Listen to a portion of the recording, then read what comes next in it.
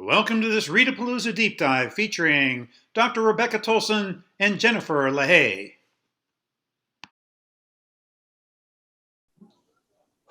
Hello, everybody. Welcome to the Walsh Readapalooza Literacy Initiative's Deep Dive for October. We're very happy today to welcome two dyslexia experts, Dr. Rebecca Tolson and her partner in crime, Jennifer Lahaie. And I will stop, and ladies, please take it away. Thank you, David, and welcome. Good afternoon, everyone. I am excited to share with you today about dyslexia. I've been part of the dyslexia community for over 20 years.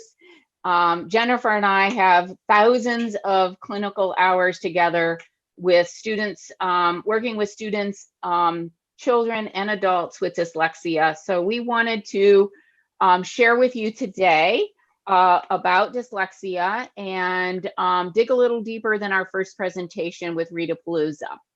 So I'd like to start off today with a poll, and I need everyone to participate, please. I'm going to launch this poll. We're going to start with a short quiz on dimensions of dyslexia, and we're launching that poll. Okay, so the first question: dyslexia is a visual perception disorder. Dyslexia is rare. Dyslexia can be inherited. Dyslexia is a language-based disability, and dyslexia persists across a lifetime. Okay, so what I want to do is we're going to revisit this at the very end, especially after we dive deeper into answering some of these questions. And then it looks like we got a 29% of you say that dyslexia is a visual perception disorder, and 71% say that's false. Dyslexia is rare. 100% say that's false. Dyslexia can be inherited. We have 86% that say that's true and 14% that say it's false. Dyslexia is language-based. We have 43% that say it's true and 57% that say it's false. Interesting. And then dyslexia persists across a lifetime. 100% say that's true. Okay, so I'm going to minimize that and we're going to get started. If you would like a handout of this presentation, please contact David Brobeck at dbrobeck@walsh.edu. So what is dyslexia? Dyslexia is estimated to occur in approximately 5 to 17% of the population of the United States, according to Dr. Sally Shaywitz from the Yale Center of Dyslexia in her book, Overcoming Dyslexia. And her quote is from 1986. So when we talk about dyslexia, I'd like to talk about the etymology of the word. Dys means difficulty, and lexia means with words, reading, or language. So dyslexia simply means difficulty with words.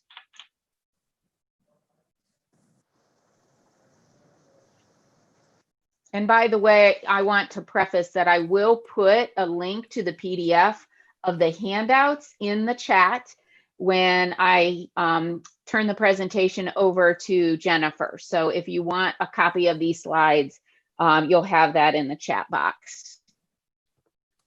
So I'm going to start off with going over the definition of dyslexia according to IDA, the International Dyslexia, in 2002, adopted this definition. Dyslexia is a specific learning disability, an SLD, that is neurobiological in origin. So under IDEA, it fits underneath the category, and it's actually listed under our federal law as an example of a specific learning disability.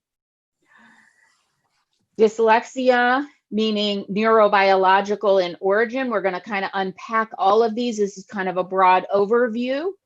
means that that is it's part of the makeup of that individual. So it's found in the brain. We're going to look at some brain slides today. It's characterized by difficulties with accurate and or fluent word recognition and poor spelling and decoding skills. So those students will be inaccurate. They'll make errors such as insertions, omissions, substitutions, sometimes reversals, and they will be inaccurate. So they make errors when they read. We can see those errors also in their spelling. So poor spelling is also a characteristic as well as decoding. Difficulties typically result in a deficit in the phonological component of language, which means that phonological, phon means sound. So there's a deficit in the sound layer of language. Difficulties are often unexpected in relation to other cognitive abilities and the provision of effective classroom instruction.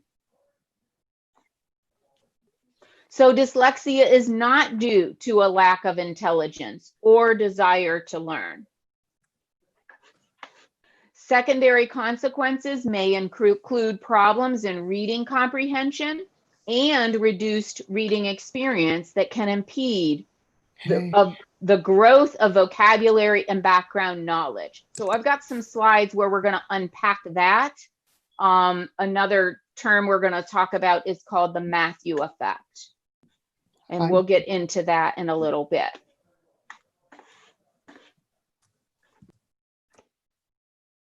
So the characteristics of dyslexia. Dyslexia can be characterized by difficulty acquiring and using written language. They have difficulty learning letters and sounds. Students with dyslexia have difficulty organizing written and spoken language. It will affect reading fluency, spelling, learning foreign languages, and also learning to speak. Readers with dyslexia do not pick up the patterns of the language at the phonological level, which is sounds, and the orthographic level, which is our spelling system, our writing system. So cognitive processes related to the phonological component of language. So let's unpack that for a minute. Phonological processing is, let me give you the definition, the cognitive ability to perceive, understand, and use the sound structures of words in both oral and written language. And that is a definition from Judith Birch and Suzanne Carricker's book called Multisensory Teaching of Basic Language Skills. So you can find that in that resource as well. But when we talk about phonological processing, it actually has three different components. We have phonological awareness, and the phonological awareness is a sensitivity to the sound structure of the language and the ability to consciously manipulate rhymes, syllables, and phonemes in words. Also, we have phonological memory. And the phonological memory refers to the ability to immediately process and recall sound-based information in short-term memory for temporary storage. So for example, if I give a student sounds, they can hold those sounds in their phonological working memory and put it together, blend it in as the word man.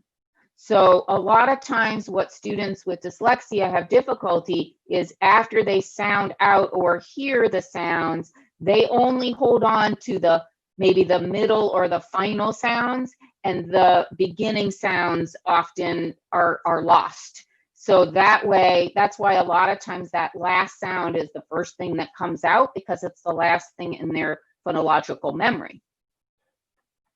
Another way to look at that. Additionally, we have phonological naming.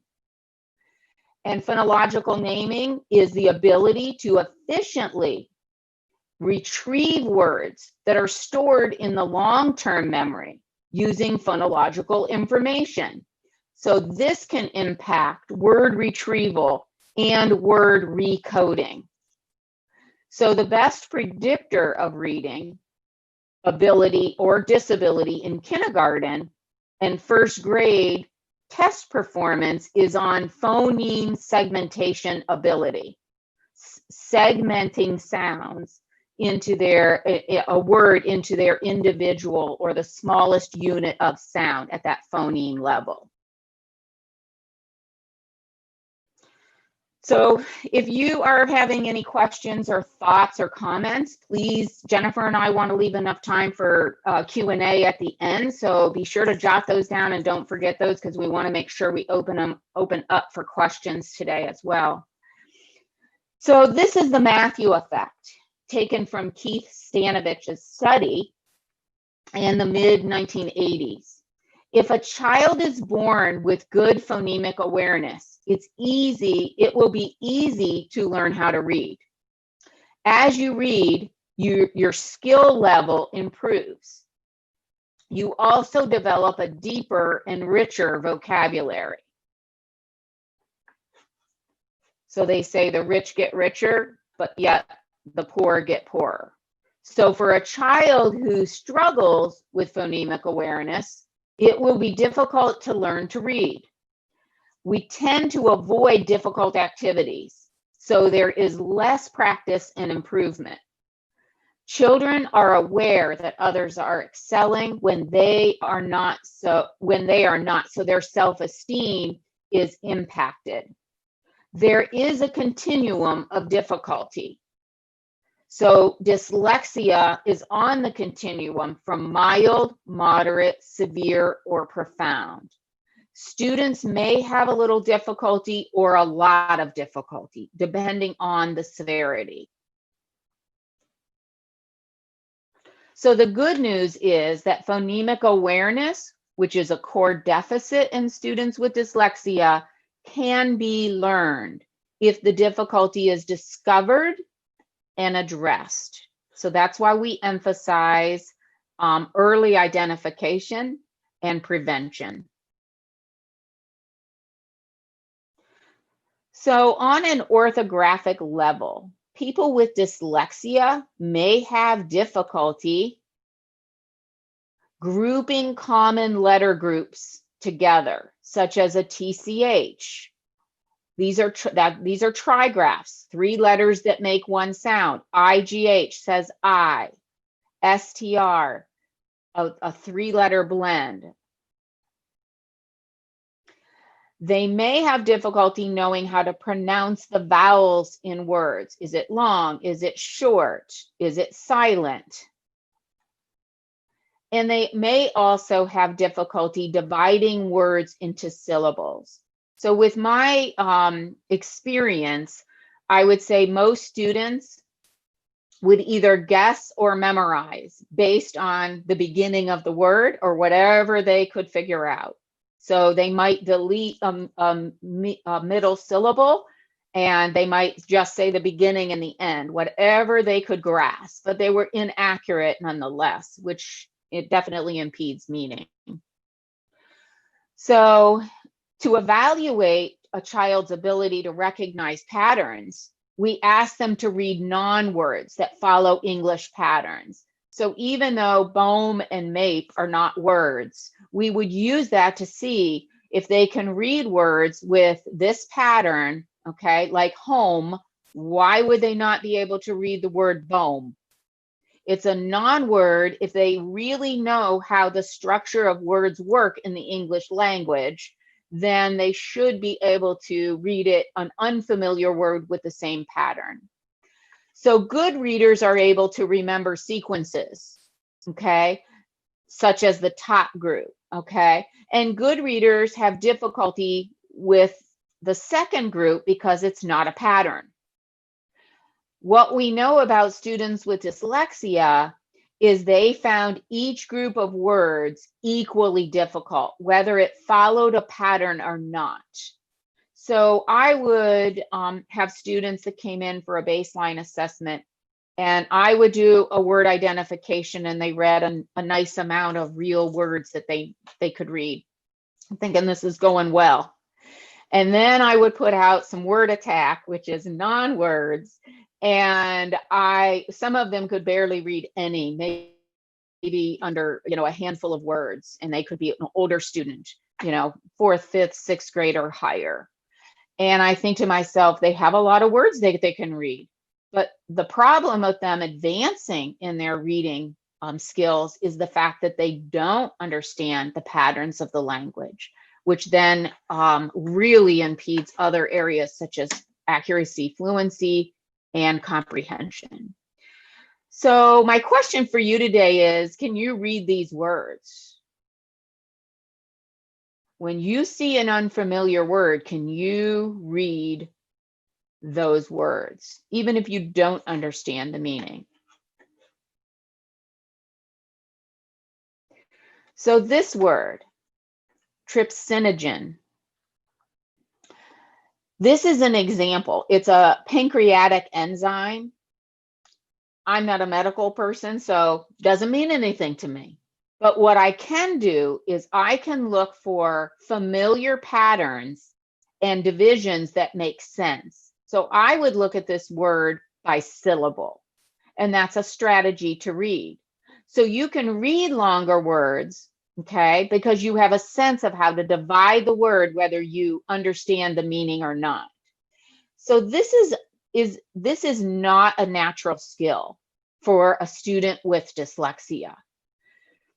That's why, as Jennifer's going to go into, the strategy, the methods to teaching reading would be to be very explicit, direct, and systematic about teaching the language. It's essential to build upon those skills and those concepts to teach all those patterns of the language for them to learn how to read. It's not that they don't learn how to read, it's a different method for sure.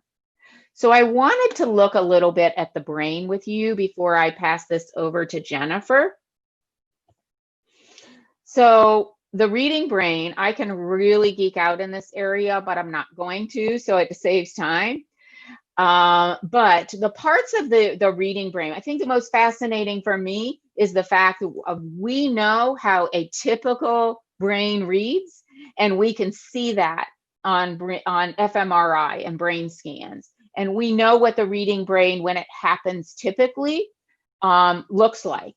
And what we know is that there are 3 regions of the brain activated in a typical reader. So when a student encounters a word, okay, those 3 pathways. So the first we have is the, we see here the occipital temporal lobe is the word form. And the word form is where you recognize the orthography. That's our spelling, our letters, and how we spell words, and the written language. The second is the second area is the tempoparietal lobe, where it's word analysis. And this plays a role in the phonological, and we said how important that is for learning to read, and semantic processing of words and those word meanings. And the last is the inferior cortex, frontal cortex, specifically the Broca's area, is involved in the articulatory processes, articulation, which allows us to read silently or aloud. So real quickly, when a student encounters a word he doesn't know, he uses the word analysis part of the brain to sound out the word. When a student reads a word he knows, he uses the word form area, which is known as the occipital temporal or parietal. And as we've said, when a student reads aloud, he uses the Broca area, which is the frontal, cortex. So inferior frontal cortex. So the student with dyslexia also uses this area for word analysis. And a child with dyslexia can develop an awareness of the sound structure of words by physically forming the word with his lips, tongue, and vocal cords. This is why you'll often see the struggling reader move his lips as he reads, which I find interesting. So one more brain slide before I turn this over. This is from Guinevere Eden, 2015. A meta-analysis shows underactivation of the left occipital temporal cortex has been found in both children with dyslexia and adults with dyslexia. So you can see the non-impaired reader has 3 areas activated, and the brain that showed the impaired reader has only 1. So scans also show the areas of the brain in the frontal lobe of children have dyslexia later on is more active with age than in other children. So this area is associated with articulation, indicating that children with dyslexia are compensating by using secondary brain circuits, but only with great effort. So the secondary circuits, so they're going to kind of go on pathways around, the pathways that a typical reader will use. And the student with dyslexia will improve their reading ability, but they will rarely read with ease compared to a non-impaired person. So that fluency and accommodations of extra time is essential. So Jennifer, I'm going to stop sharing. I don't know if Dr. Broback has to give you the reins. There you go. Can you see my screen? If you can see my screen, then I guess you didn't have to give me the reins. Yes, you're good. Okay. Hello, good people. So we're going to get into this. We're going to talk a little bit about some of those myths. All right, so some dyslexia facts and myths. So do students with dyslexia see things backwards? This has been a burning question for a long time for a lot of people. So students with dyslexia see exactly what everyone else sees. In a study done in 1979 with Lieberman and Schenkweiler, they concluded that students with dyslexia do not differ from average readers in their ability to distinguish designs or faces. In 1986, Valentino did a study in which students were asked to copy designs and Hebrew letters. Now, these students were not familiar with the Hebrew alphabet. The students with dyslexia did as well as the students without dyslexia. So there are children with visual perception difficulty, which makes copying difficult, but that is not a characteristic of dyslexia. In the 3D world, we can turn an object around and its name does not change. But in the 2D world, we rotate these letters, for instance, like what you just saw, and their names and their name and their sounds both change. So this difficulty comes when students with dyslexia are not secure with which name goes with what symbol. So do students with dyslexia make more reversal errors than other students? Well, letter reversals are not uncommon in young children as they learn to read and write. Reversals can certainly be a red flag in children who are still reversing in second and third grade, and even beyond that. Correcting those reversals, though, alone does not solve the problem. An evaluation can determine if the problem is with understanding the patterns of the language or with those perceptual skills. This can guide the remediation as well. The child with dyslexia will benefit from comprehensive reading intervention. So, how can students with dyslexia learn to read? Burning question. So we do this through structured literacy. So structured literacy is distinctive in the principles that guide how those critical elements are taught. It's systematic, it's cumulative, it's explicit and diagnostic. So for structured literacy, these are the characteristics that guide our instruction. Phonology, sound symbol association, syllable instruction, morphology, syntax, and semantics. So guided reading and balanced reading are not effective for our struggling readers. The structured literacy teaches them to decode, to sound out words in a systematic manner.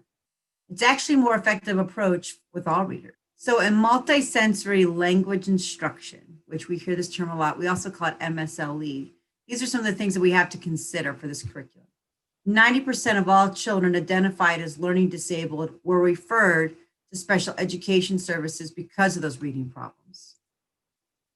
And 90% of these children have problems with the word recognition skills. And guess what? Dyslexia is defined as students who have difficulty with those word recognition skills, those single words to decode. So that multisensory structured language education that I just mentioned, MSLE, and that curriculum to help those students, it's going to include instruction in decoding, comprehension, and fluency. And it's appropriate for a large portion of our students identified with reading difficulties, regardless of their specific educational placement, special education or not. So, is dyslexia more common among boys and girls? Well, recent studies show that many girls are affected as boys. It's equal. But those boys, they act out more in their frustrations, oftentimes, not always. Their behavior gets them referred, it gets them the attention they need. But girls tend to be a little bit more inward or even maybe a little bit more shy with their frustrations. And so they're not as easily identified. However, this is changing and teachers and schools are becoming much more sensitive and able to identify those reading issues for all students. So won't students outgrow dyslexia? Well, in a longitudinal study, there was one that was done in Connecticut and began in the 70s, and it followed a group of kids from kindergarten through college. So regardless of what their definition of dyslexia was at the time, they found that children just do not outgrow those reading difficulties. Research has shown us that early intervention is the best way to prevent or minimize reading problems. Addressing reading problems with remediation is essential and has been a focus for years. Now that we know so much more about kids and how they learn to read, preventing reading problems is an important goal. Can dyslexia be inherited? I think that was one of your poll questions. Yes, it can be inherited. It is heritable. Genes have been identified. With no family history, though, there is still a 3 to 7% chance of dyslexia. It's important to know that if there are others in the family who have reading issues, we're talking about the family tree, aunts, uncles, cousins, grandpas, grandparents, all those types of things, and your child is struggling, it would be logical to consider having your child evaluated or student. Do students with attention deficit hyperactivity disorder or ADHD, do they also have dyslexia? Well, they can. Many children who have dyslexia are ADHD, but one condition does not cause the other. Doctors refer to this as a comorbid condition. A medical example Could be a person might have two illnesses at the same time, like chickenpox and a broken arm, but one did not cause the other. Language activities are frustrating for the student with dyslexia and may cause them to show signs or present as an ADHD student.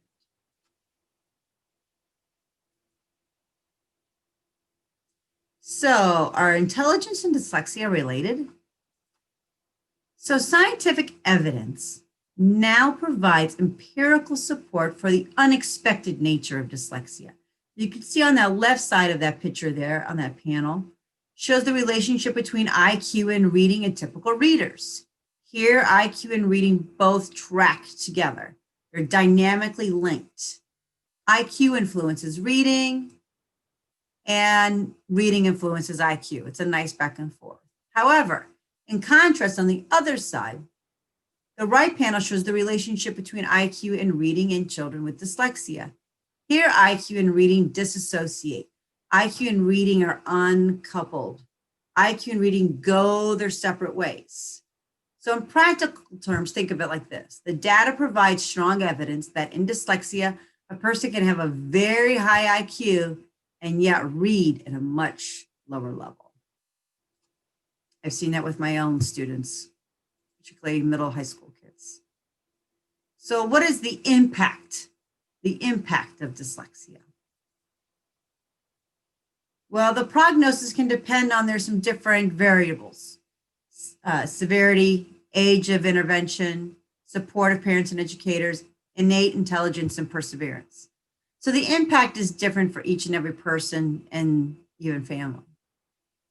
The core difficulty is with word recognition and reading fluency, spelling and writing. Some individuals with dyslexia manage to learn early reading and spelling tasks, especially with excellent instruction, but later experience the most debilitating problems when they get into more complex language skills, such as grammar and understanding text material and writing essays.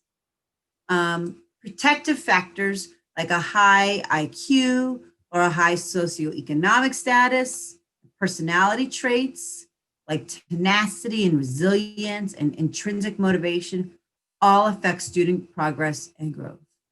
Oftentimes, I will personally see students that are younger and doing fine, and then as the curriculum becomes more demanding in those late elementary, middle school years, that's when the gap widens. Although dyslexia affects individuals over the lifespan and cannot be cured, reading skills can be increased with the right early intervention and prevention programs. So effective instruction improves reading and actually changes the brain. Intensive phonologically based intervention can make significant and durable changes in brain organization so that brain activation patterns resemble those of typical readers. We can rewire the brain with effective instruction. Pretty exciting. One of my favorite quotes, this is by Margaret Rawson. She was an educator, a researcher, and an author who spent 70 some years identifying and treating reading disorders. And this is what she shares with teachers and with parents. So dyslexia, the differences are personal, the diagnosis is clinical, the treatment is educational, the understanding is scientific.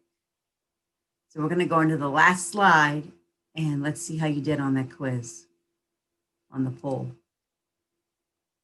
So when you were asked, is dyslexia a visual perception disorder? That is false. It is all phonological. It's all phonological. It's rare. That is true. That is also, false. It is not rare at all. It can be inherited. That's absolutely true. It's language-based.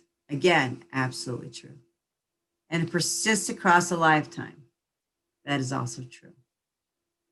So how did you do? Hopefully today, Rebecca and I were able to give you some understanding and some deeper meaning about dyslexia and just a nice overview around it. Questions or comments, things? I know early on there was a question about the poll, and I'm going to see if I can pull the poll up. You're wondering about the results. So what we had was most people guessed right on the, predicted right on the first one, 73%. 100% said that 2 was false. 91% agreed with number 3. The most closely was the next one, which was split 6 votes to 5 votes, true and false. And everyone was correct on the last one. Hopefully some of those slides kind of cleared some of that information up about how it's not a, a visual based disability. It is a language based ability. A lot of our students with dyslexia have a very difficult time with some phonological activities, and Rebecca did a couple examples of those, but So, counting syllables, rhyming, that type of thing is difficult for students. thank you for joining us for this deep dive. If you would like a copy of the handouts, please email David Brobeck at dbrobeck@walsh.edu.